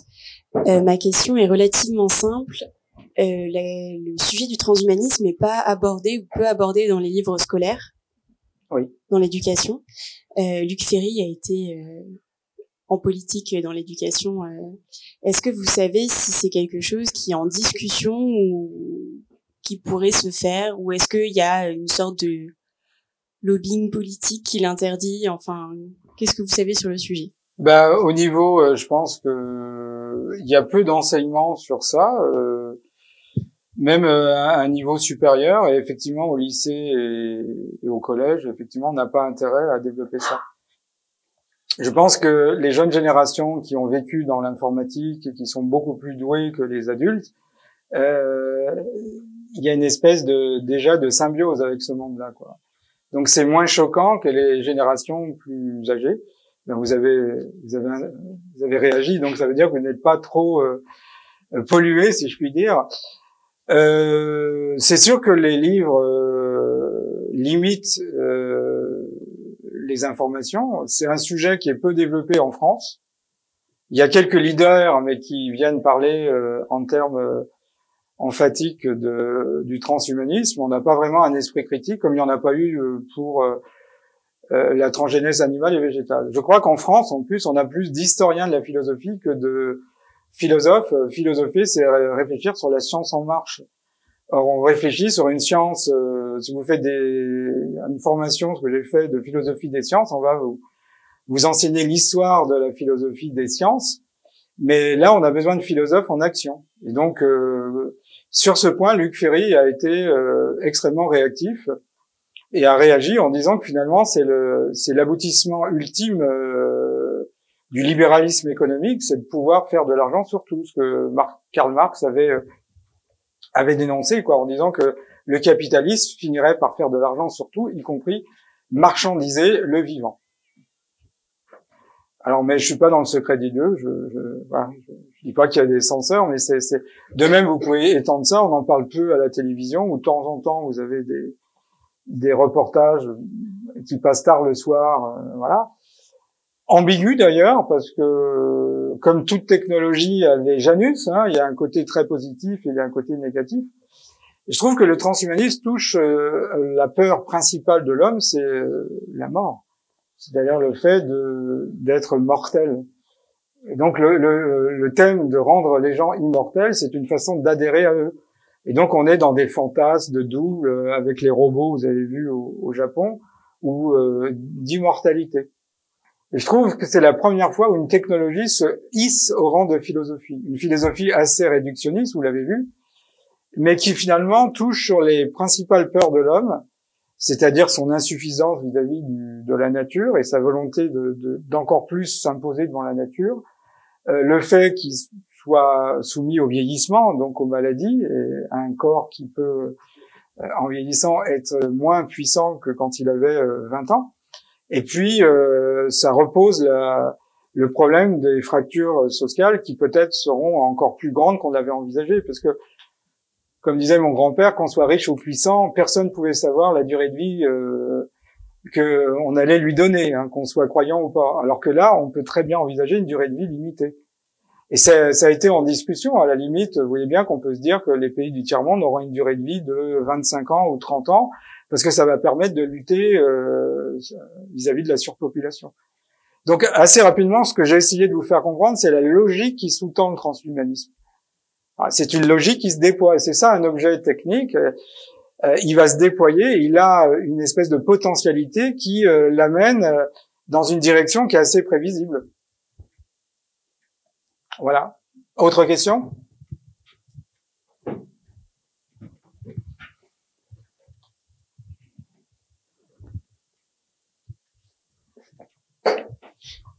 Bonsoir.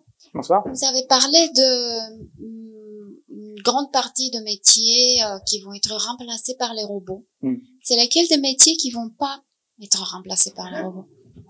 Alors, Laurent Alexandre, vous pouvez regarder dans une petite mini-conférence, dit que le chercheur d'emploi des années à venir devra prouver qu'il a une valeur ajoutée par rapport à l'ordinateur. Alors, bonne question. Peut-être les métiers artistiques, les métiers où il y a une très grande créativité, où l'ordinateur pour l'instant, n'est pas en mesure de rivaliser avec l'homme. Tous les métiers où on doit recracher une connaissance vont disparaître. Conseiller financier dans les banques, c'est fini. Hôtesse d'accueil, c'est fini. Bibliothécaire, c'est fini. Vous voyez, on est en train de parler si le médecin généraliste va survivre ou pas. Un chirurgien qui était un manuel, non, va devenir un informaticien. On fera des opérations où on devra programmer. Et ce qui est grave, c'est qu'on est en train d'enlever la souveraineté de l'homme, son savoir, son action sur le monde. On est en train de lui voler ça. Et ça aussi, ça avait été prévu par Marx. Hein. Je vous rassure tout de suite, je ne suis pas marxiste. Voilà. Mais en tous les cas, en termes de lecture de l'histoire, il y avait des choses très intéressantes. Et lui aussi avait compris qu'il y avait un déploiement. Et c'est ça, l'aliénation, c'est quand vous allez, entre guillemets, travailler pour un patron et vous allez devenir un prolétaire, c'est-à-dire vous avez perdu vos outils, quoi. Vous travaillez pour quelqu'un d'autre. Donc on est en train de nous voler notre savoir-faire. Ah. Puis tout sera programmé. Un bibliothécaire ou un libraire pourra vous conseiller un livre. Que va vous conseiller le robot? Il va vous conseiller les derniers livres du mois, quoi. Ah. Et on voit bien de plus en plus. Il y a quelques années, quand on allait à la Fnac, on avait des vrais vendeurs qui étaient spécialisés dans la science-fiction, le roman policier, qui pouvaient vous conseiller. Maintenant, de plus en plus, on a des gens qui vendent. Bon, voilà. Henri Michaud disait, on ne rêve plus, on est rêvé. Donc, on est de plus en plus rêvé. Alors, qui est-ce qui pourrait résister? On verra si les hommes politiques vont être remplacés, quoi. Oui? Oui? Oui, dans les questions que vous posiez à la fin, vous indiquiez, faut-il légiférer? Justement, est-ce qu'on sait si dans le débat de bioéthique qui a été lancé l'an dernier, qui devra aboutir à une loi, des textes, on va voir ça, est-ce que cette thématique faisait partie de ce débat? Et est-ce qu'on sait si dans d'autres pays, il y a des tentatives de légiférer ou au moins une réflexion? À mon sens, non, parce qu'on est dans une phase d'expansion. Et puis je dirais une critique des comités de bioéthique, j'ai participé à quelques comités, c'est que le problème il est technique. Donc quand on fait venir un philosophe ou un théologien et que le problème a été posé techniquement, il paraît comme un cheveu sur la soupe, quoi. Le problème il n'est pas posé philosophiquement. Vous voyez, il sera posé en termes. La technologie, c'est son côté utilitaire qui l'a imposé et c'est sa force. On ne demande pas à un téléphone portable de réfléchir sur la critique de la raison pure de Kant. On lui demande d'être efficace, de vous mettre en connexion le plus rapidement possible. Et donc, dans les comités de bioéthique, il y a un double problème. Premièrement, les problématiques sont posées au départ techniquement. Et deuxièmement, on n'a pas des gens qui ont à la fois une formation philosophique et une formation scientifique.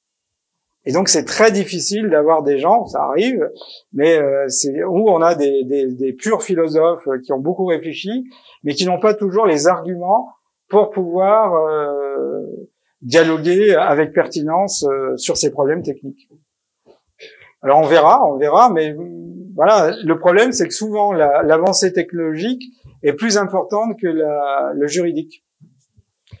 Donc on est dans la disjonction des temps, c'est-à-dire quand on commence à réfléchir, c'est déjà trop tard, où on va légiférer sur une technologie qui est obsolète. Donc voilà, c'est ce qui s'est passé. Et puis on voit bien, si on a autorisé, ça paraissait évident, l'expérimentation animale, on allait l'autoriser chez l'homme. On a fait de la transgénèse animale, c'est en France Thibault qui a fait un travail remarquable de fécondation in vitro. Quand c'était faisable, c'est évident qu'il y a un transfert technologique qui va se faire des animaux chez l'homme. Donc, si on l'autorise dans un pays, il va y avoir transfert. Pour l'instant, à mon sens, il y a des petites réflexions, mais on dit toujours on va mettre des limites, mais je suis pas sûr. Il y a peut-être aussi ça nous invite. On parle du RIC, le référendum d'initiative citoyenne. C'est à nous peut-être de prendre, puisque la technologie peut défaire et faire notre monde, c'est peut-être à nous de réagir. Et dans les années, on va être vraiment amené à se prononcer, peut-être au sens fort du terme. Est-ce qu'on veut rester humain avec ce que ça comporte de vie limitée, peut-être de vieillissement, de maladie, ou quitter le camp humain pour aller vers une nouvelle espèce humaine qui serait le cyborg. C'est un vrai débat. Donc il y en a qui seront d'accord, d'autres qui seront pas d'accord. Peut-être que si on est malade, on n'aura pas le même raisonnement. Voilà, que quand on est en bonne santé, quelqu'un qui a, je sais pas moi, un cancer du foie, on lui propose de changer son foie et donc de continuer à vivre. Est-ce qu'il va accepter ou pas? Vous voyez, ça nous pousse vraiment dans nos retranchements. Et puis évidemment, la question financière, voilà, qui se posera. Est-ce que vous aurez l'argent pour payer une durée de vie de 200 ans ou d'être un surhomme, pas au sens nietzschéen, qui parlait d'un surhomme intérieur, mais au sens physique du terme. Oui. Bonsoir, merci pour la conférence. Y a-t-il dans la pensée transhumaniste, si on peut appeler ça comme ça, une vision transhumaniste, un souci porté sur les problèmes de l'énergie? Parce que beaucoup d'éléments de la technologie reposent sur des besoins énergétiques. Oui. Non, il n'y a pas... Alors voilà, donc la question essentielle, c'est très bien d'avoir cette projection vers un monde avec plus de technologie, mais pour qu'il y ait plus de technologie, il faut plus de sources d'énergie pour pouvoir alimenter la technologie. On est bien d'accord, c'est vorace, ne serait-ce que pour tous les composants qu'on va puiser dans la Terre. Alors, j'ai discuté, je citerai pas son nom, quelqu'un qui est un adepte du transhumanisme, qui me disait, mais le problème de la pollution est réglé, si on devient robot, on ne sera pas perturbé par la pollution dans l'air, quoi. Vous voyez ce que je veux dire? D'où l'importance d'avoir une biologie modifiée, adaptable à la population. Alors ça me fait penser, il y a quelques années, j'habitais Romans-sur-Isère et il y avait une chaîne de magasins qui s'appelle Marcal, un vendeur corse. J'insiste bien parce qu'il avait un principe de résistance et il nous avait dit que, par exemple, les aberrations d'un magasin, vous achetez 3 Danone d'une même marque, mais si vous voulez avoir une réduction, il faut 3 fruits différents. Lui disait, mais si on achète les 3, c'est pareil, c'était le même prix. Et c'était non. Et la maison lui répondait, le public finira par s'adapter. Donc, c'est ça le problème. C'est-à-dire qu'on finit par s'adapter. Est-ce qu'on doit s'adapter à un monde qui est de plus en plus dégradé ou le changer? Il est peut-être temps de changer le monde tel qu'il est pour avoir un monde différent. Et donc, le transhumanisme ne pose pas ces problèmes en ces termes. Je crois il accroche beaucoup sur la psyché humaine avec ses peurs, ses émotions, et c'est pour ça que il est l'objet de fantasmes dans le grand public et même parmi les journalistes.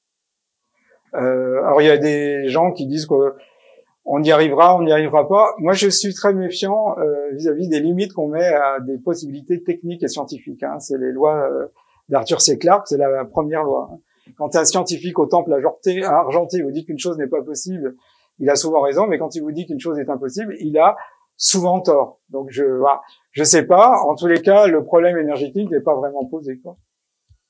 Non, pas du tout. Est-ce qu'il y a d'autres questions? Oui. Ah, monsieur. Bonsoir. Concernant la technologie NBIC, au niveau de la recherche, comment vous voyez l'évolution dans les 20-30 prochaines années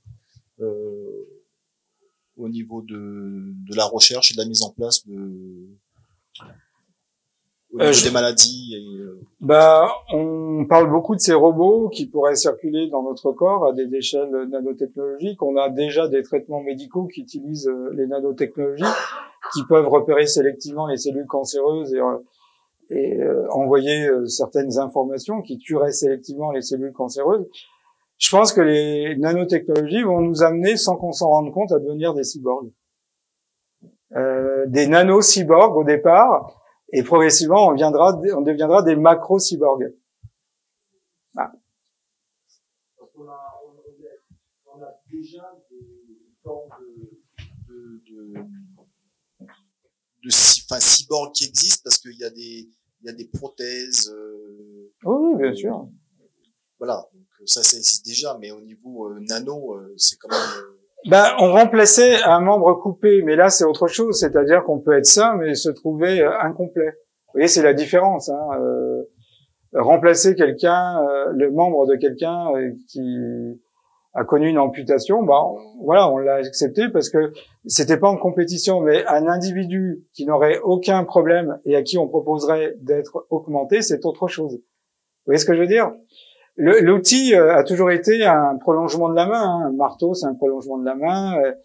Mais là, c'est autre chose. C'est plus une prolongation de la main. C'est carrément se substituer à la main. Vous voyez, c'est pas la même chose. Oui.